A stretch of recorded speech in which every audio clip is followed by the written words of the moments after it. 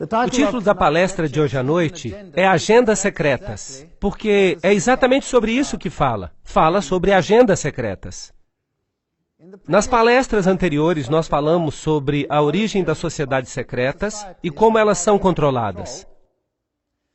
Nós vimos que elas se originaram de Babilônia e promoveram o cabalismo e também as sociedades secretas islâmicas. Os ismaílis, os karmatitas, os fatimitas, os druzas e os assassinos. Nós ainda não lidamos com esses últimos. Do cabalismo veio eventualmente o gnosticismo, que substitui a Jesus Cristo por um Messias universal que hoje é chamado de Cristo cósmico.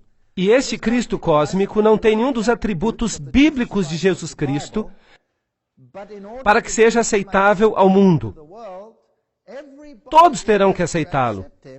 Isso significa que Jesus Cristo, mesmo entre os cristãos, terá que ser trazido ao nível do Cristo cósmico para acomodar todos os que querem ser iguais a Ele. De acordo com Eliphas Levi, o gnosticismo foi fundado por Simão Mago. Ele era um feiticeiro que se disfarçava de cristão. Ele se batizou, mas foi repreendido por Pedro por querer comprar o Espírito Santo. Assim, um disfarce de cristianismo cobria o gnosticismo. Dessa filosofia, eventualmente, se formalizaram os cavaleiros templários dentro de um grande sistema religioso que promovia essa antiga filosofia. Em outras palavras, eles eram promotores do segredo do gnosticismo. Eles tinham ligações muito íntimas com as sociedades islâmicas. E vimos que, eventualmente, os cavaleiros templários foram suprimidos pelo rei da França. No entanto, muitos deles escaparam para a Espanha, onde o rei da Espanha lhes deu a sua proteção, e eles floresceram ainda mais, e seus ritos e rituais e graus foram perpetuados em organizações subsequentes. Assim, os templários nunca morreram de fato. O conhecimento secreto templário foi mantido vivo em um círculo interno chamado Rosa Cruz, supervisionado pela ordem jesuíta. A ordem jesuíta então criou a maçonaria, como nós vimos em uma palestra passada. A maçonaria é o assim chamado braço protestante, embora não seja nenhum braço protestante. Ela é um braço internacional para causar as mudanças que são necessárias para o estabelecimento do reino escuro. Portanto, hoje à noite nós vamos dar uma olhada na maçonaria. Vamos olhar atrás dos bastidores para ver o que ela realmente é. Muitos dos maçons, de fato, não têm a menor ideia do que seja a maçonaria por trás dos bastidores. Vocês vão se lembrar que Gary H.K., em seu livro A Rota para a Ocupação Global, deu uma explicação semelhante.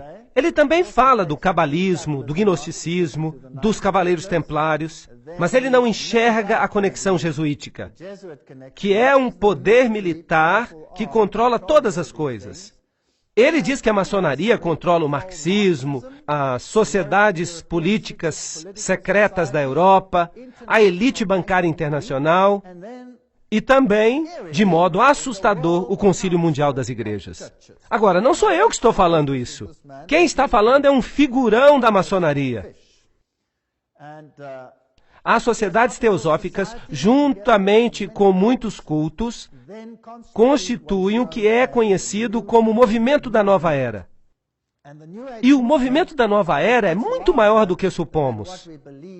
Não são apenas uns poucos esotéricos atuando. É um sistema que pretende unir o mundo inteiro e o Concílio Mundial de Igrejas desempenhará um papel importante nesse mecanismo.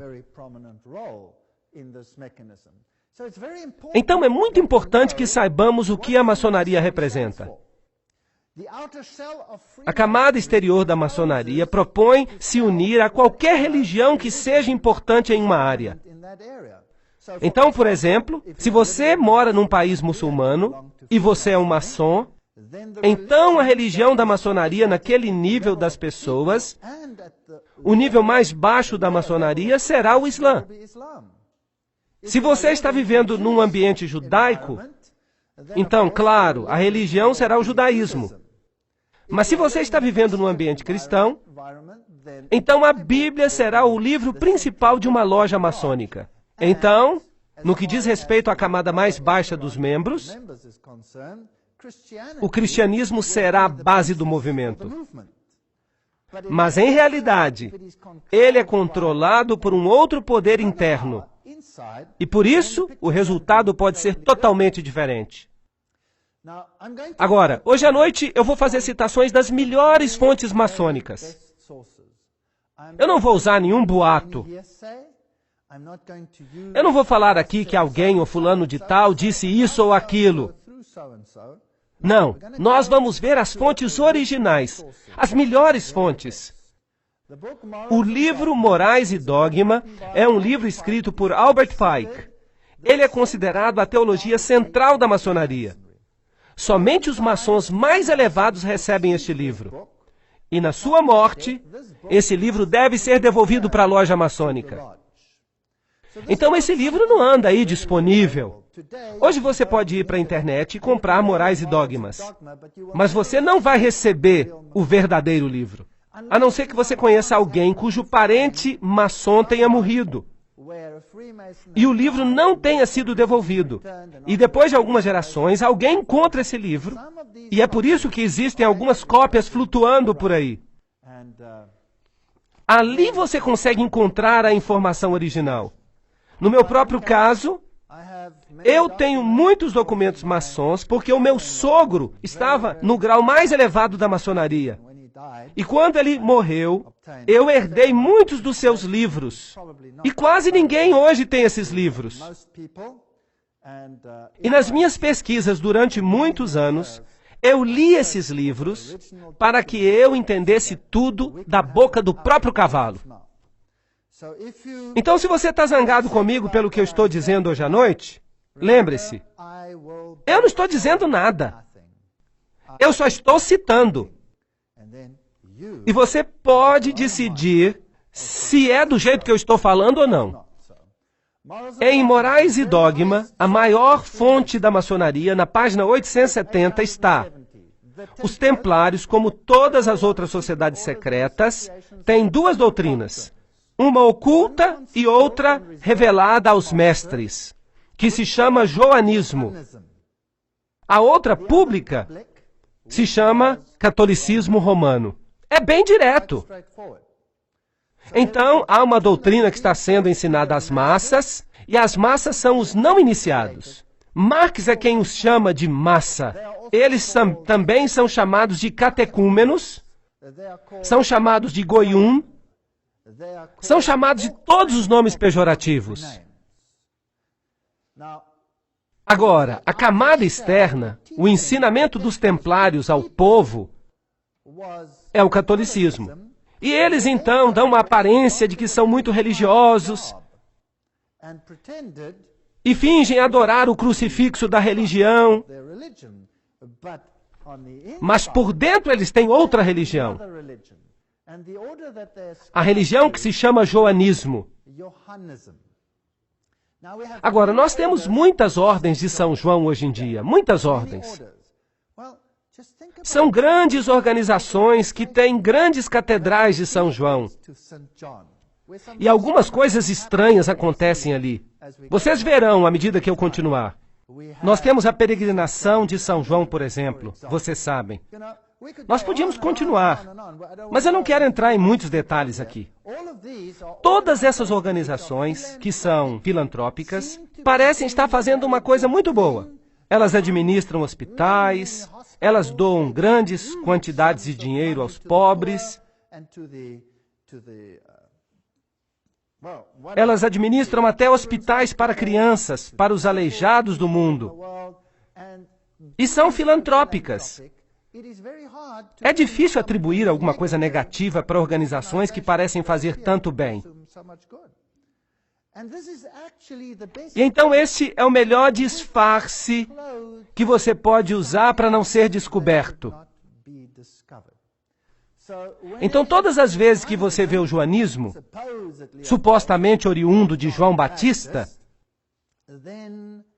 tem as suas suspeitas. Então há duas doutrinas, uma de dentro e outra de fora. Morais e Dogma, página 820, diz: os templários foram acusados de cuspir em Cristo e negar a Deus em suas festas, de graves obscenidades, conversas com demônios femininos e a adoração de um ídolo monstro. Agora, nós falamos sobre isso na palestra passada.